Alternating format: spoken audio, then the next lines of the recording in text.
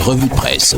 Mercredi 18 septembre 2024, madame, monsieur, bienvenue à la revue de presse sur ITFM Radio 103 émettant depuis Garoua. Démarrons avec le quotidien Mutation qui titre la une: reconstruction du nord-ouest et du sud-ouest, la copie révisée. Le président du comité de pilotage du plan présidentiel, Paul Tasson, en a donné les nouveaux contours hier à Bamenda. Il est notamment question d'impliquer plus de partenaires dans la mise en œuvre et d'accélérer le retour des déplacés internes. Page 7 du quotidien Mutation pour plus de précisions sur cette nouvelle initiative. Toujours avec le quotidien Mutation, hydrocarbures en page 6, la lutte anti-pollution va s'accroître, nous dit ce journal.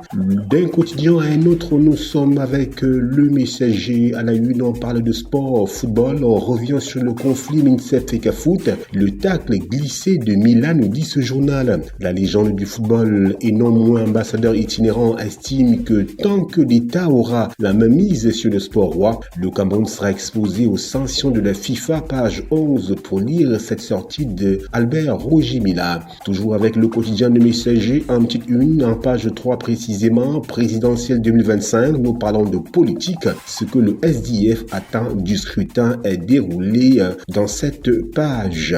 Le quotidien Cameroun Tribune à Capitaux publie bien évidemment zoom sur l'actualité, inondation dans le Mayo d'Anaï. Les secours arrivent. Un convoi de 22 camions chargés de produits de première nécessité, denrées alimentaires et matériel de couchage a été mis en route hier par le ministre de l'administration territoriale à destination de Yagoua dans l'extrême nord. Cette cargaison retrouvera 24 autres camions stationnés à Garoua et à Maroua, page 5 pour lire toute cette mobilisation du gouvernement pour venir en aide aux sinistrés des inondations dans le Mayo d'Anaï, région de l'extrême nord Cameroun.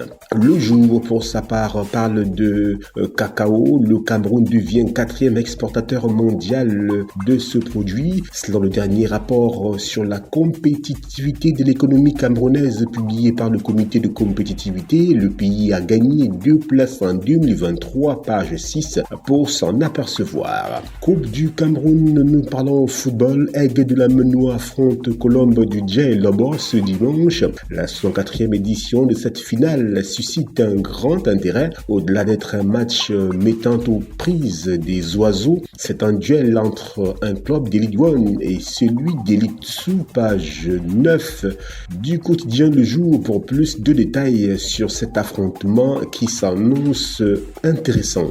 Éco Matin pour sa part, Cameroun, Gabon, Côte d'Ivoire, jeune chaise musicale à la tête des filiales de AFG Bank, maison mère de Banque Atlantique Cameroun, nous dit ce journal. La Voix des jeunes pour sa part nous parle de coopération Afrique-France. Le docteur Hémès Nkoua, reçu par le MINIGEC, la nouvelle présidente du Conseil national Sommet Afrique-France, CNSAF, docteur Hémès Nkoua et son équipe ont été reçus en audience par le ministre de la Jeunesse et de l'Éducation physique, Mounouna Foutsou, le mercredi 11 septembre dernier, dans le cadre d'une visite de prise de contact, nous dit La Voix des jeunes. Expression économique, pour sa part, parle d'émigration. Le Cameroun perd 23 000 professionnels. Comment cela se fait? Eh bien, selon le rapport 2024 du ministère de l'économie sur la compétitivité de l'économie du pays en 2023, cela constitue une saignée de 2,2%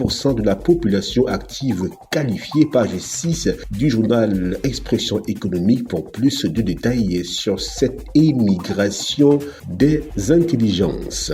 Douane, 80 contrôleurs adjoints et brigadiers parés, page 3 pour plus de détails. L'Indépendant, pour sa part, nous convie dans les confins d'une guerre ouverte aux pages 4 et 5, Cavaillé et Siane. Selon des indiscrétions depuis quelques jours, sur instruction de Cavaillé Djibril, André Noël et Siane n'a plus accès à son bureau. À l'origine, recrutement fantaisiste et inopportun de l'ancien maire de Saint-Médima. De nombreux indices inclinent à penser que l'avenir du remplaçant de Gaston Combat à la Chambre basse du Parlement est en pointillé, nous dit le journal L'Indépendant dans son édition du mercredi 18 septembre 2024. Camer Presse, nous y sommes à la une, route du Canada, le MINESEC a son bouc émissaire. La ministre des Enseignements secondaires accuse les chefs d'établissement de continuer à couvrir leurs collaborateurs en situation d'absence irrégulière.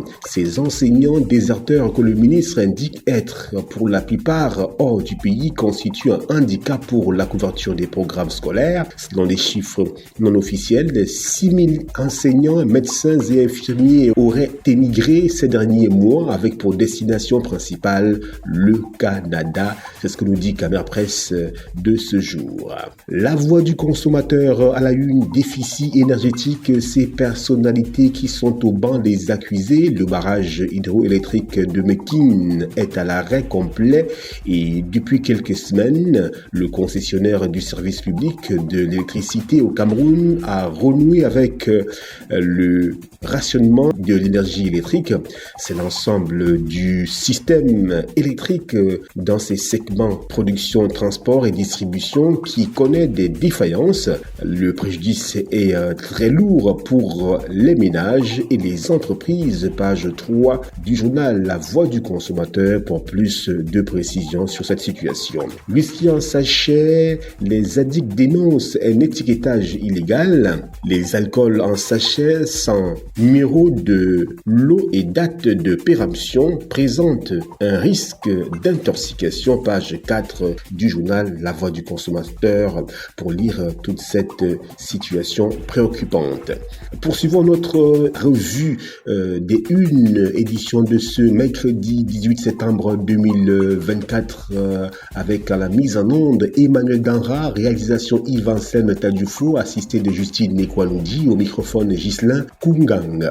Quotidien Réalité Plus, nous y sommes. Inondation à Yagua, on en reparle. Paul Biya a fait sa part. Taisez-vous et faites pour vous. On voit aussi, nous dit ce journal en page 2 et 3 de cette édition. Toujours avec Réalité Plus, lycée technique de Bafoussam, le sénateur Sylvestre Rouchigué offre 12 salles de classe équipées à la jeunesse. C'est à lire aux pages 6, 7, 8 et 9 du quotidien Réalité Plus. Horizon Info ne déroge pas à la règle et revient lui aussi sur la crise à Yagua. Le gouvernement réagit, nous dit ce journal. Des produits de première nécessité ont quitté Yaoundé pour Yagua sous la supervision du ministre de l'administration territoriale pour la Tangandi. Page 5 pour plus de précision. Émergence nous parle de santé avec précisément le cancer du sein. Attention, danger. Page 3 nous dit ce journal. Le drapeau pour clore cette revue de presse, réforme douanière, célébration de la première cuvée des fonctionnaires. Le 13 septembre 2024, le ministre des Finances, Paul Montazé, a présidé une cérémonie au centre d'instruction douanière pour célébrer la sortie de la première promotion de fonctionnaires des douanes de catégorie C et des déclarants de douane. 78 contrôleurs adjoints et brigadiers ont complété 4 mois de formation, dont 2 en préparation militaire et 2 en formation douanière. En parallèle, 375 lauréats ont été honorés dans le cadre d'un cursus professionnel en douane transit. Tout ceci est à lire dans les colonnes du journal Le Drapeau. Voilà, madame, monsieur, c'est la fin de la revue de presse. Édition de ce mercredi 18 septembre 2024. Mise en onde Emmanuel Danra. Réalisation Yvan Sen Tadufo. Assisté de Justine Nekwanoudi. Au microphone, Ghislain Kunganga. Restez en compagnie de nos programmes qui se poursuivent sur ITFM 103 émettant depuis Garoua. C'était la revue de presse.